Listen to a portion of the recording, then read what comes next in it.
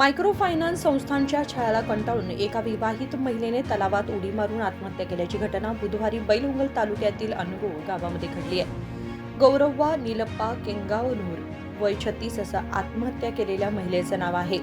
कुटुंबाच्या उदरनिर्वाहासाठी विविध मायक्रो फायनान्स संस्थांकडून सुमारे 7 ते 10 लाख रुपयांचं कर्ज घेतलं होतं। कर्जफेडीसाठी मायक्रो फायनान्स कर्मचाऱ्यांकडून सतत छळ केला जात असल्याचा आरोप करण्यात येत आहे।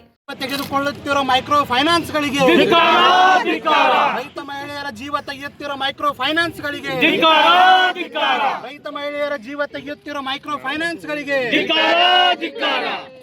ರೈತ ವಿರೋಧಿ ಸರ್ಕಾರಕ್ಕೆ ರೈತ ವಿರೋಧಿ ಮೈಕ್ರೋ ಫೈನಾನ್ಸ್ಗಳಿಗೆ ರೈತ ವಿರೋಧಿ ಸರ್ಕಾರಕ್ಕೆ ರೈತ ವಿರೋಧಿ ಬ್ಯಾಂಕ್ಗಳಿಗೆ ರೈತ ವಿರೋಧಿ ಮೈಕ್ರೋ ಫೈನಾನ್ಸ್ಗಳಿಗೆ ಬೇಕೇ ಬೇಕು ಬೇಕೇ ಬೇಕು ಎಲ್ಲಿವರೆಗೂ ಹೋರಾಟ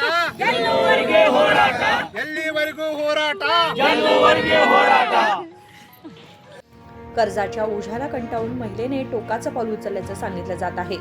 घटनेची माहिती मिळताच बैलहंगल पोलिसांनी घटनास्थळी भेट देऊन पाहणी केली असून गुन्हा नोंदवून पुढील तपास सुरू केला आहे। या आत्महत्येमुळे कुटुंबियांचा आक्रोश आकाशाला भिडला असून गावात शोककळा पसरली आहे।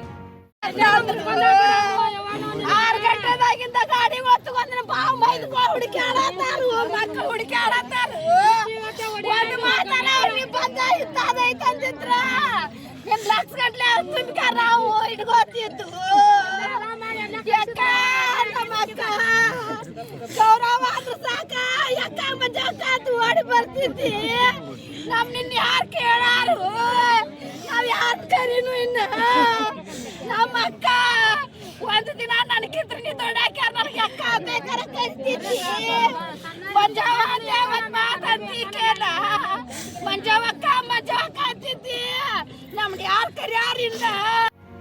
राजशेखर हिरेमठ, KMM मराठी, बेळगाव।